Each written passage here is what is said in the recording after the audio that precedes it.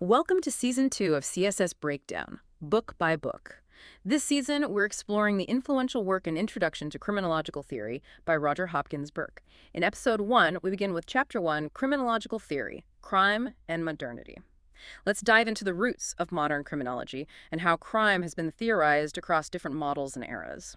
Okay, let's unpack this. So we're kicking off with Roger Hopkins Burke's book, and Chapter 1 really sets the scene, doesn't it? It's saying right away that how we even think about crime isn't static. It's deeply tied to the times we live in. Exactly. And what's really interesting is how the book frames modern criminology. It didn't just, spring up fully formed. It argues it's a direct result of these huge shifts, the move from pre-modern to modern society. So this first chapter is kind of the origin story, laying the groundwork for everything else. Pretty much. It gives us that historical backdrop. It shows us why the questions about crime started changing, and crucially, how the very definition of crime evolved alongside society. Right.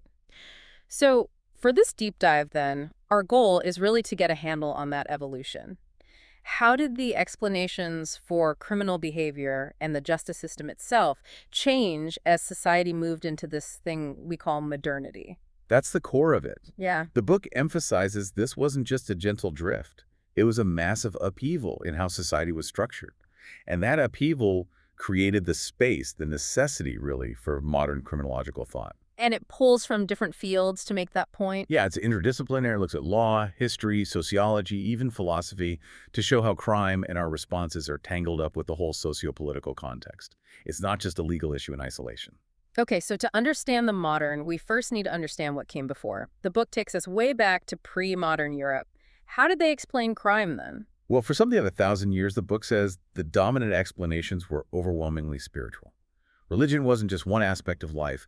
It was the lens through which almost everything was understood. So things like sin. Exactly. Think about St. Thomas Aquinas and the concept of natural law. This was a really powerful idea. Natural law, like an inbuilt moral compass given by God. That's a good way to put it. The belief was that God designed humans with a natural tendency towards good. So if you committed a crime, you weren't just breaking a human rule or hurting someone. You were going against God's design. Precisely. You were violating that fundamental natural law. Crime was, first and foremost, a sin. And the person committing it was a sinner. It damaged not just society, but the offender's own essential humanness, their connection to that God-given goodness. Wow, so the consequences were seen as both earthly and spiritual. Fundamentally spiritual. The earthly punishment was almost secondary to the damage done to the soul. And this ties into demonology, which sounds pretty intense. It was taken very literally. Demonology wasn't just a fringe idea, it was a central part of the spiritual worldview. The belief was that criminals might actually be possessed by demons. Possessed, like external forces making them do it. Yes, that these malevolent entities were compelling people to commit wicked things. It externalized the cause. It wasn't just bad choices. It was potentially supernatural interference driving people to act against their natural good inclinations. It seems so distant now, that way of thinking. But the book makes a fascinating connection to modern ideas, doesn't it? It really does. It suggests that this core pre-modern idea that criminals are driven by forces beyond their conscious control hasn't entirely vanished. It echoes in modern criminology. How so? We don't talk about demons anymore. No, we don't. But think about the predestined actor model in criminology. The idea that behavior might be determined, or at least heavily influenced, by factors outside individual free will, like biology, psychological makeup, or crushing social circumstances. Ah, I see. So the concept of being pushed into crime by forces beyond control persists, but the explanation shifts from the supernatural to the scientific or social. Exactly. The language changes, the framework changes from spiritual to, empirical or theoretical. But that underlying notion of determinism or external compulsion is still a major theme in how we try to understand why some people commit crimes. Science kind of replaces spirituality in that explanatory role. Okay, so if crime was seen as sin, maybe even demonic possession, how did that play out in the legal system? What did pre-modern justice actually look like? Well, it was vastly different from what we expect today.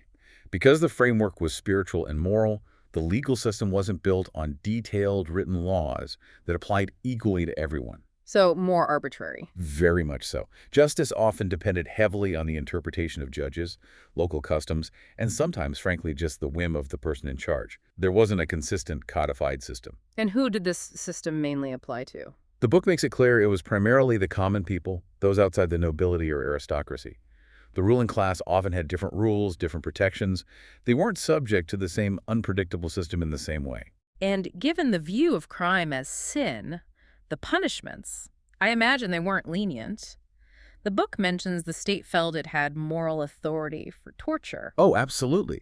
If you genuinely believe you're dealing with profound wickedness, maybe even demonic influence, then extreme physical measures seem justified, necessary even, to purify or make an example. And the focus was on the body. Overwhelmingly.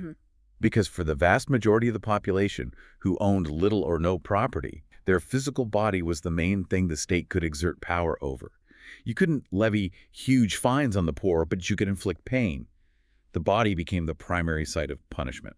The book uses that Foucault example of the execution for trying to kill the king. It's incredibly graphic. It is horrifying, Yeah. but it illustrates the point so vividly. Foucault's description, which the book cites, details this ritualistic public destruction of the body, tearing flesh with hot pincers, Yeah. burning the hand that held the weapon, pouring molten lead and sulfur into the wounds. It wasn't just about killing the person. It was a spectacle. A terrifying spectacle of sovereign power. Ending with drawing and quartering by horses and burning the remains, it was designed to show absolute control over the physical being of someone who dared attack the king. And this kind of extreme physical punishment stuck around for a surprisingly long time. It did.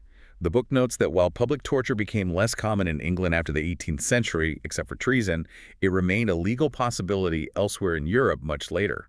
And even in Scotland, the legal theory for hanging, drawing, and quartering for treason wasn't formally abolished until 1948. 1948. Wow. Yeah, it shows how deeply embedded these traditions were, even if not frequently practiced by them. And prisons, they weren't the main punishment. Not like today.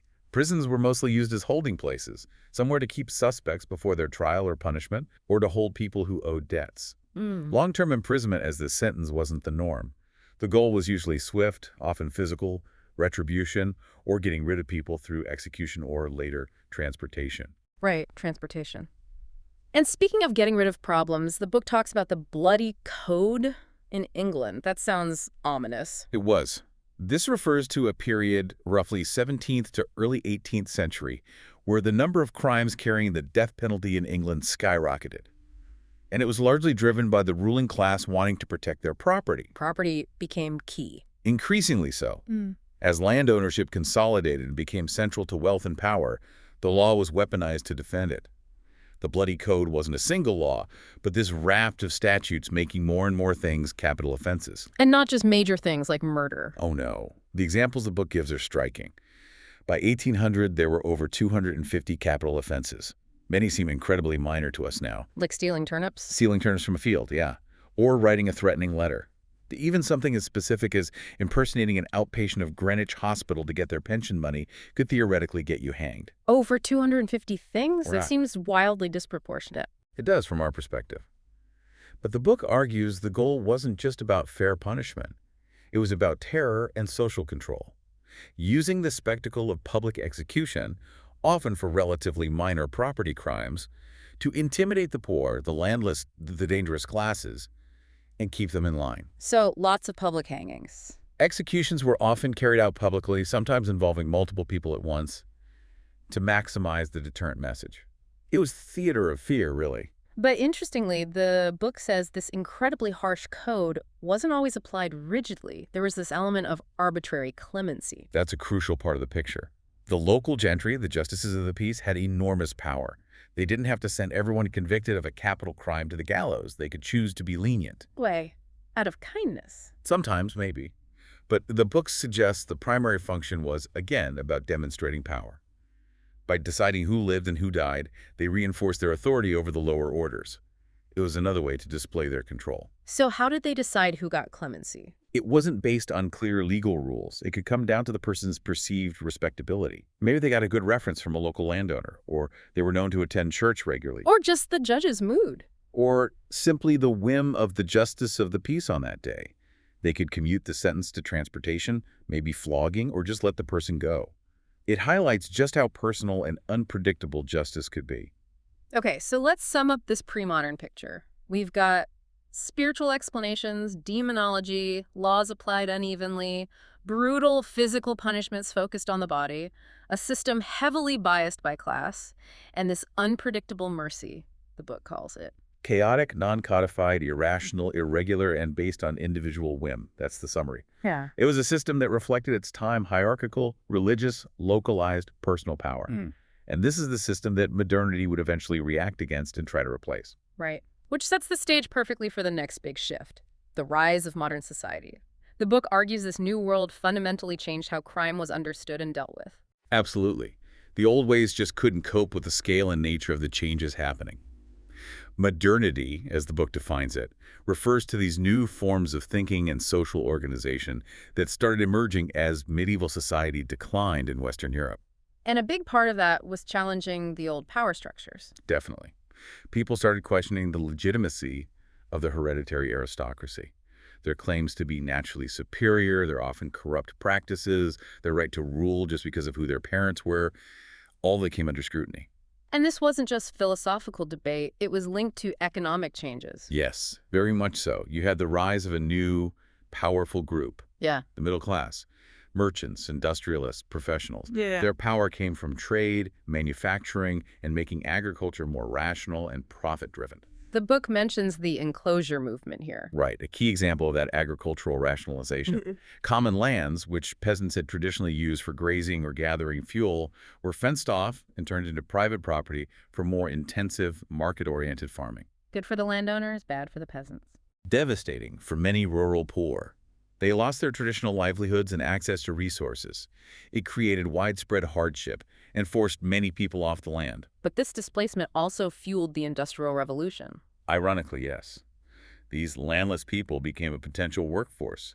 They migrated to the growing towns and cities looking for work, providing the cheap labor needed for the new factories. Leading to massive social changes. Huge changes. Rapid industrialization, the growth of sprawling cities, urbanization on an unprecedented scale. Society was fundamentally restructuring itself. And this created new problems for social control. The old ways didn't work anymore. That's a critical point the book makes. In small, pre-modern villages, control relied on everyone knowing each other.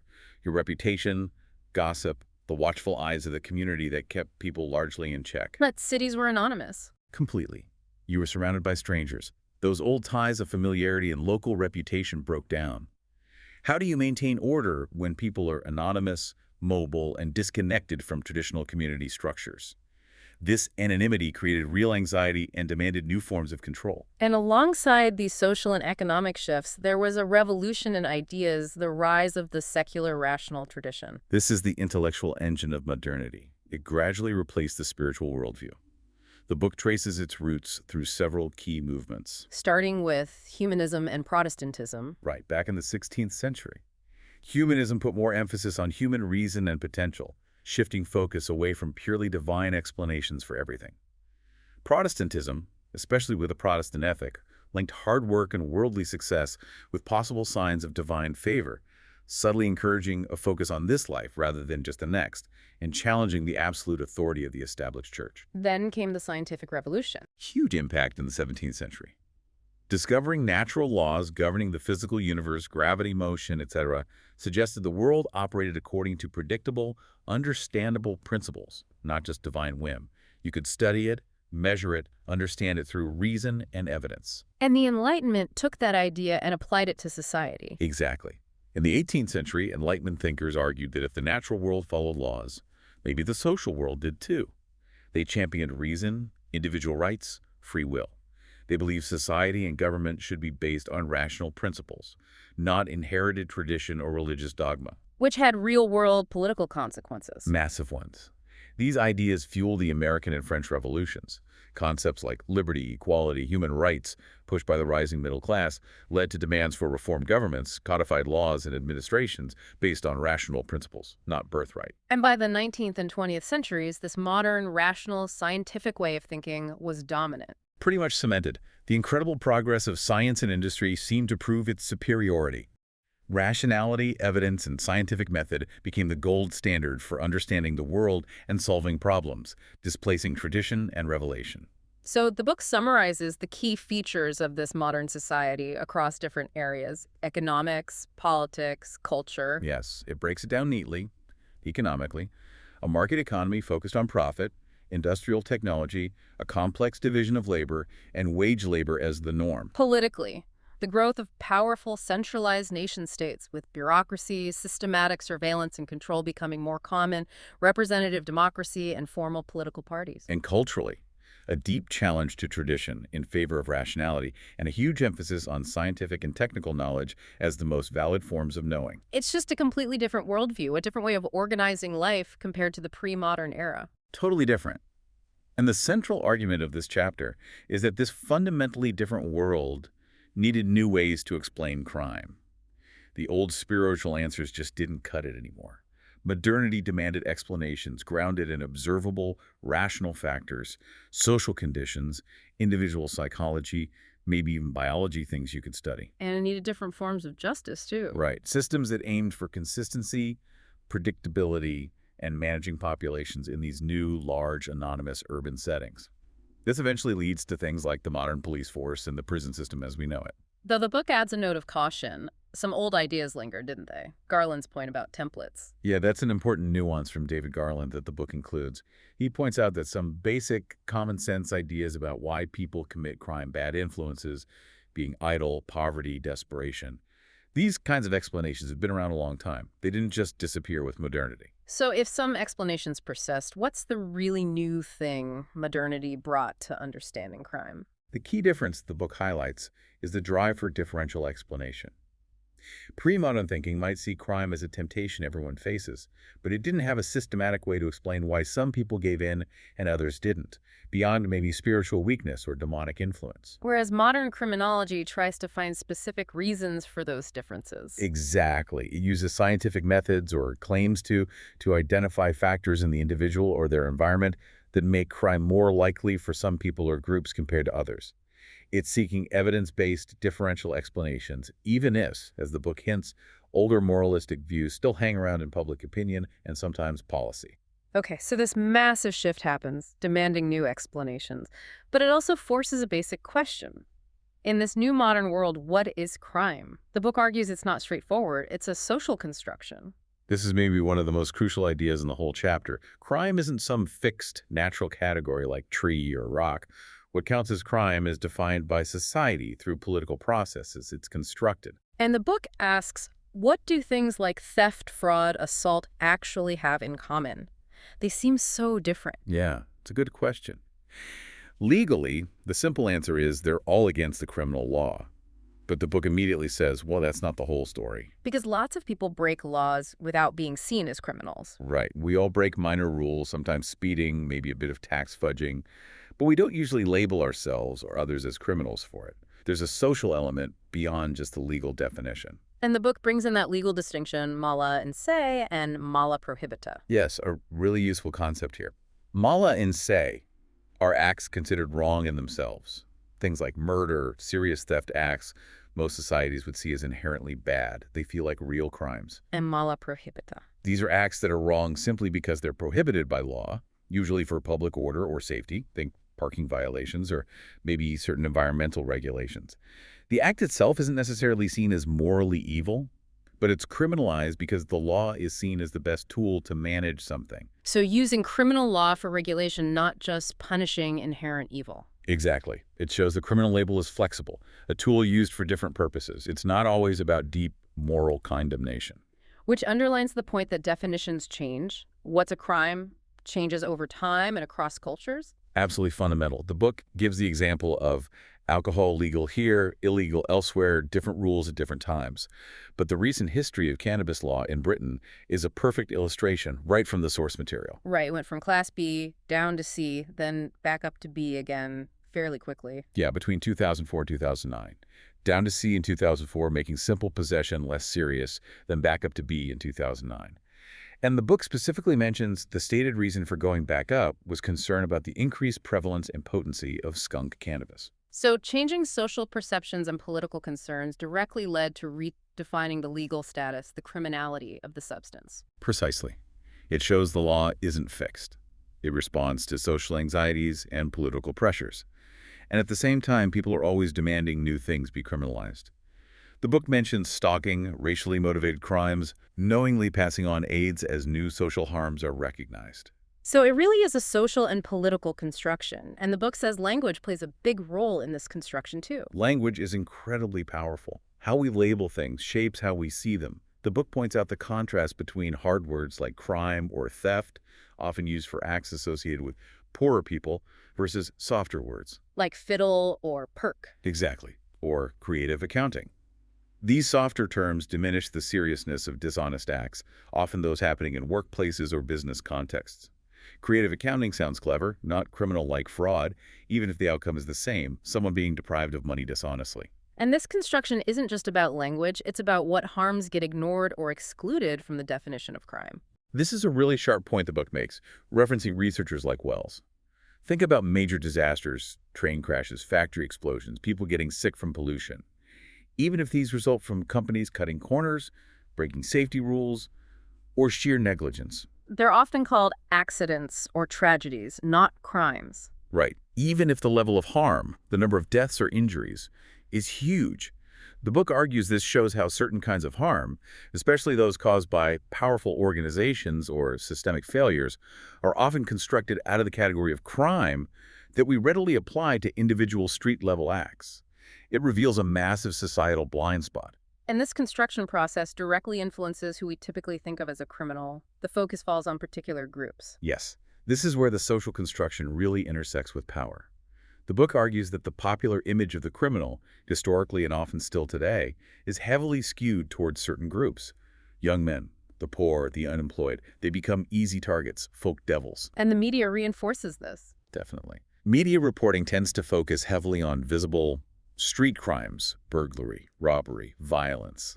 These are the crimes that generate fear and headlines. Corporate fraud, environmental damage, state crimes, they might cause far more widespread harm, but they get much less consistent, sensationalized coverage. And crucially, the book says this bias isn't just in the media, it's historically shaped criminology itself. That's a major claim.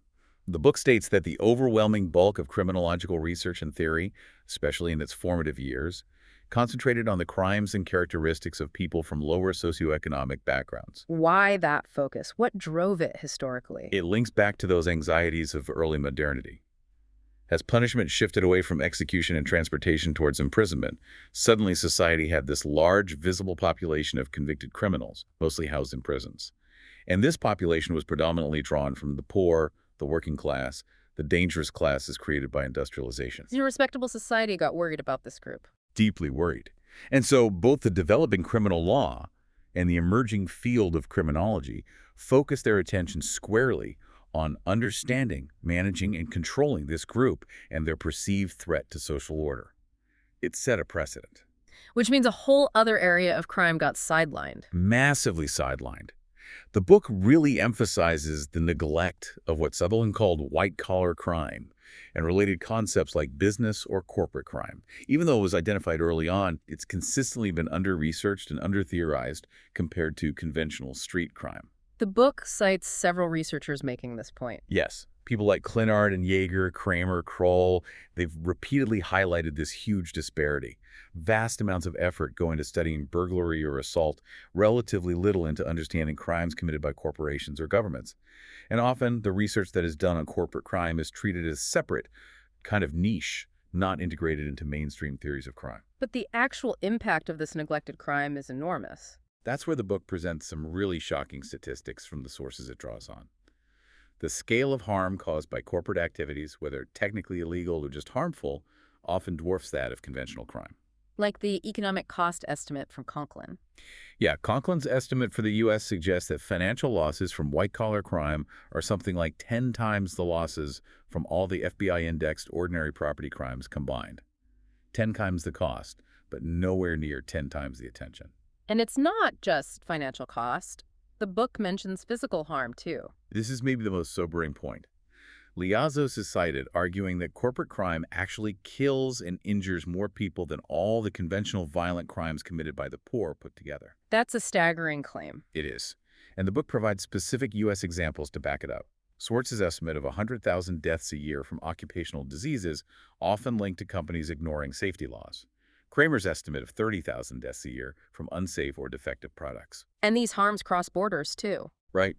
Braithwaite's research, mentioned in the book, showed examples of U.S. companies selling drugs or equipment in developing countries after those products had been banned as unsafe in the U.S. Corporate decisions causing harm globally. And Kroll's point about the harm being longer lasting. Yes. Unlike a robbery, which has an immediate impact, the consequences of corporate crime, like pollution or unsafe products, can stretch on for years, even generations. Think of asbestos exposure or contaminated land. The harm lingers. So given this huge impact and neglect, is part of the problem just defining what white-collar or corporate crime actually is? The book acknowledges that's been a challenge. Sutherland's original definition from 1947 was groundbreaking but also a bit limited. How is it limited? He defined it as crime committed by a person of respectability and high social status in the course of his occupation. That captured a lot, but it focused on the individual acting within their job. It didn't fit so well for crimes committed by the organization itself for its own benefit, or crimes by self-employed people outside large organizations. So we need a definition for corporate crime itself. Yes, and the book suggests that's generally understood as illegal acts carried out to benefit the organization's goals. The company itself is the actor or beneficiary. And Schrager and Short offered an even broader definition of organizational crime. They did, in 1978. Their definition is useful because it includes illegal acts of omission, failing to act when legally required, not just active commission.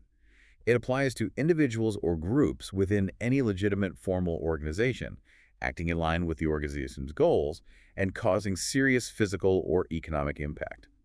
That broadens the scope quite a bit. And some definitions go even further, beyond just what's currently illegal. Right. The Schwendingers, for example, argued we should consider actions as crime if they cause serious harm by violating fundamental human rights, even if there isn't a specific law against it yet.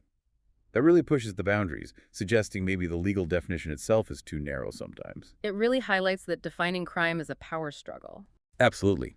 Who gets to decide what counts as crime, what gets prioritized, who gets labeled? These are fundamentally political questions, reflecting who holds power in society. But the good news is, the book intends to tackle this imbalance later on. Yes, that's the promise.